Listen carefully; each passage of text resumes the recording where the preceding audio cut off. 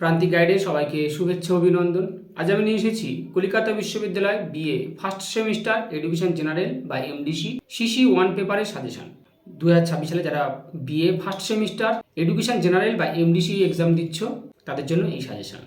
আজকে দিয়ে দিচ্ছি আমি সিসি ওয়ান, অর্থাৎ ফার্স্ট চয়েস যারা এডুকেশন রেখেছো বা সেকেন্ড চয়েস যারা এডুকেশন রেখেছো তাদের সিসি ওয়ান পেপারটা আমি দিয়ে দিচ্ছি। এই পেপারে রয়েছে introduction and philosophical foundation of education. দেখো, এডুকেশানে কিন্তু প্রচুর লিখতে হয়, কারণ প্রচুর কাটা কাটা কোশ্চেন আসে। তোমাদের কোশ্চেন প্যাটার্নটা একবার বলে নিই।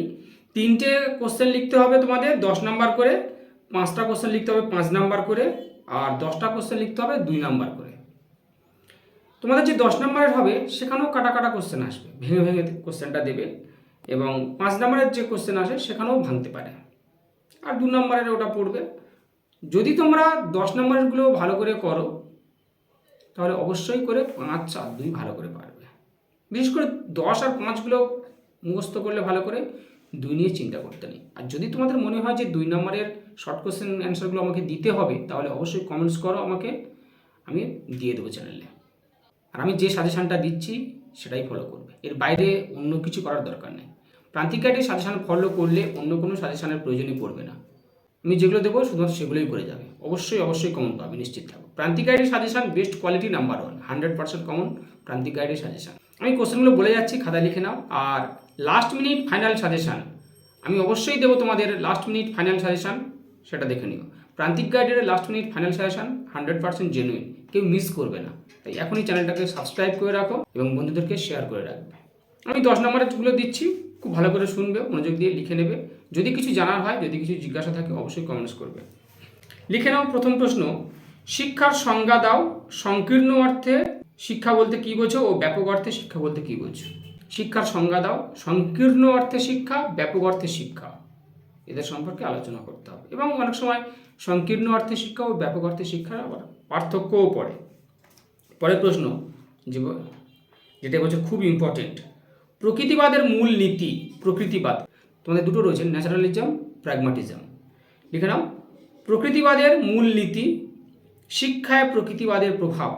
খুব important question, last minute final suggestion যখন দেবো দেখবো এটাই আসছে। প্রকৃতিবাদের মূল নীতি, শিক্ষায় প্রকৃতিবাদের প্রভাব। পরের প্রশ্ন, পাঠ্যক্রমের সংজ্ঞা দাও। পাঠ্যক্রম বলতে কী বোঝো? পাঠ্যক্রমের বৈশিষ্ট্য, পাঠ্যক্রমের গুরুত্ব।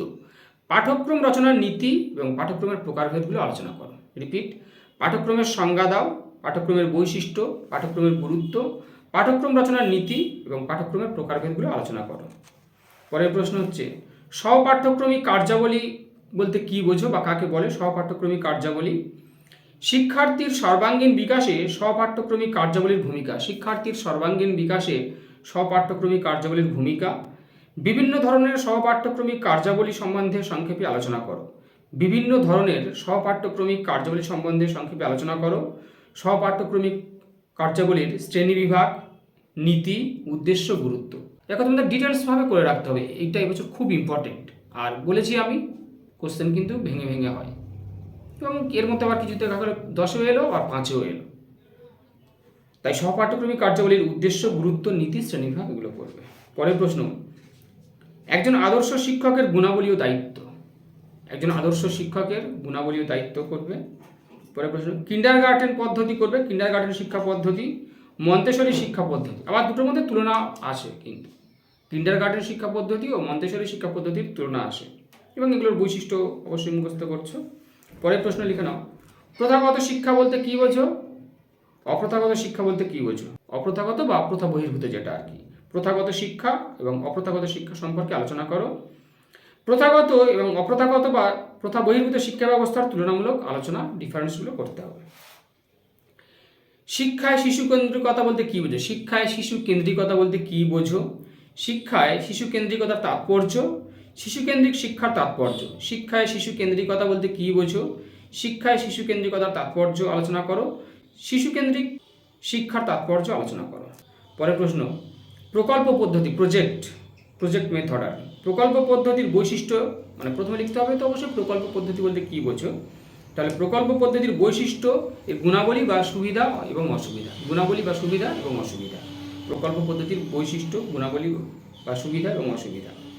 খেলা বলতে কী বোঝো, খেলার বৈশিষ্ট্য, খেলা ও কাজের মধ্যে পার্থক্য, খেলাভিত্তিক শিক্ষার সুবিধা অসুবিধা। খেলা বলতে কী বোঝো, খেলার বৈশিষ্ট্য, খেলা ও কাজের মধ্যে পার্থক্য, খেলাভিত্তিক শিক্ষার সুবিধা অসুবিধা এবং প্রয়োজনীয়তাগুলো আলোচনা করো এবং বৈশিষ্ট্যটাও মুখস্থ করে রাখবে। শিক্ষায় গণমাধ্যমের ভূমিকা, role of mass media in education, খুব গুরুত্বপূর্ণ। এই রোল অফ মাস মিডিয়া অর্থাৎ শিক্ষায় গণমাধ্যমের ভূমিকা, এখান থেকে আবার ধরো বললো যে বেতারের ভূমিকা, দূরদর্শনের ভূমিকা, এরকমভাবে আলাদা করে টিকাও আসতে পারে। শিক্ষায় গণমাধ্যমের ভূমিকা খুব ইম্পর্টেন্ট কোশ্চেন। তাহলে এইগুলো দিয়ে দিলাম আমি 10 নম্বরের জন্য। এবার লিখে নাও 5-এর জন্য।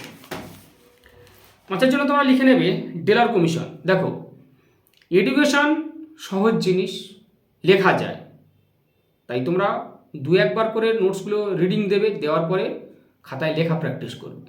কারণ 75 নম্বর, 3 ঘন্টা সময় যথেষ্ট কম কিন্তু। তাই তোমরা খাতায় লেখা না অভ্যাস করলে পরীক্ষা কিন্তু কোশ্চেন ছেড়ে আসবে। আমার টার্গেট থাকবে আমি সমস্ত কোশ্চেনের অ্যান্সার করব, সেই টেন্ডেন্সি নিয়ে কিন্তু পরীক্ষা দেবে। যাই জানো না কেন লিখবে। আমি পরীক্ষার আগে তোমাদের বলে দেবো কীভাবে কী নোটস লিখতে হয়। এখন বলে রাখছি, এটা মনোযোগ দিয়ে শোনো, যে প্রথম কাজ হবে আমি নোটসটাকে 2 বার রিডিং দেবো, জাস্ট 2 বার। যে কনসেপ্টটা আমার এলো সেটাকে একটু আমি রিয়েলাইজ করবো, ভাববো, রিমাইন্ড করার চেষ্টা করবো। তারপর নোটসটা বেশ কয়েকবার পড়ে নিয়ে মুখস্থ করার পরে আমি সেটা খাতায় লেখা অভ্যাস করবো এবং সেটা টাইমের মধ্যে।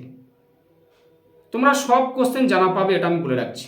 আমি যে সাজেশানগুলো দেবো শুধুমাত্র সেগুলোই করে যাবে। অবশ্যই জানা পাবে, কমন পাবে, কিন্তু পরীক্ষার খাতায় গিয়ে লিখে আসতে হবে। তোমার সমস্ত কোশ্চেন জানা পাবে, সময়ের মধ্যে 75 অ্যান্সার করতেই হবে। সেই টার্গেটটা কিন্তু রাখতে হবে। ভালো রেজাল্ট যদি করতে চাও অবশ্যই চ্যানেলের সঙ্গে থাকো। আমি যেগুলো দেবো যেমনভাবে বলবো তেমনভাবেই গাইডলাইন অনুযায়ী চলবে, ফলো করবে। 5 নম্বরের জন্য লিখে নেবে ডেলার কমিশন। বৌদ্ধ দর্শন সম্পর্কে আলোচনা করো এবং আলাদা করে আসে, আবার 2-এও আসে, 5-এও আসে। অষ্টাঙ্গিক মার্গ, এটা অনেকের জানা যাদের ইতিহাস রয়েছে।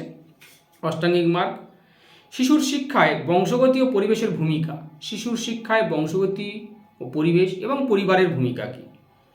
একজন সুশিক্ষকের পেশাগত গুণাবলী। দেখো, প্রথম তোমরা 10 নম্বরগুলো ভালো করে মুখস্থ করো। 10-এর অনেক কোশ্চেন দেখো 5-এর মধ্যে রয়েছে, আর 10-5 সমস্ত কোশ্চেন 2-এর মধ্যে পেয়ে যাবে, আলাদা করে পড়বার দরকার নেই। তাও যদি তোমাদের প্রয়োজন হয় আমাকে জানিও, আমি অবশ্যই কিন্তু 2 নম্বরের কোশ্চেন অ্যান্সার আপলোড দেবো।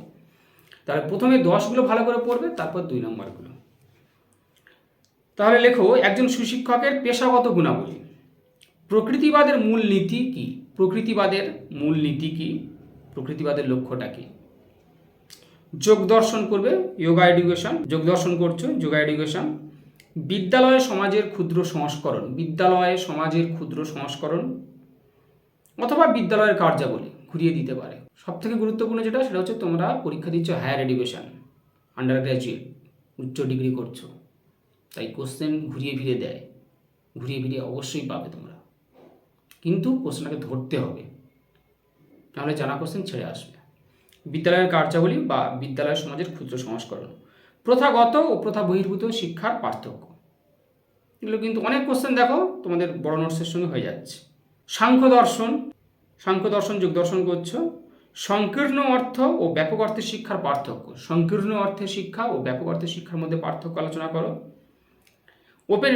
Open education, distance education. মুক্ত শিক্ষা, ডিস্ট্যান্স এডুকেশন, দূরশিক্ষা। এই কটা হচ্ছে তোমাদের 5 নম্বরের জন্য। তাহলে 10-5 এগুলো দিয়ে দিলাম, এগুলোই ফলো করো। আর লাস্ট মিনিট ফাইনাল সাজেশান কেউ মিস করবে না, যেগুলো দিলাম এগুলোই করো। আমি সবথেকে কম প্রশ্নের সাজেশান দিই, প্রান্তিক গাইড থেকে যে সাজেশান দেওয়া হয় সেটা কেউ মিস করবে না। যেগুলো দেওয়া হবে শুধু সেগুলোই ফলো করবে। আর সবথেকে কম প্রশ্নের সাজেশান কিন্তু প্রান্তিক গাইড থেকে দেওয়া হয়। অবশ্যই চ্যানেলের সঙ্গে থাকবে, সাবস্ক্রাইব করবে। আর যদি তোমাদের মনে হয় যে এই পেপার নোটস সংগ্রহ করবে, প্রয়োজন আছে, অবশ্যই স্ক্রিনে দেওয়া নাম্বারে যোগাযোগ করবে, সমস্ত কিছু হেল্প পেয়ে যাবে। নোটস রেডি আছে, খুব স্বল্প পারিশ্রমিকে আমি নোটস প্রোভাইড দিয়ে দেবো।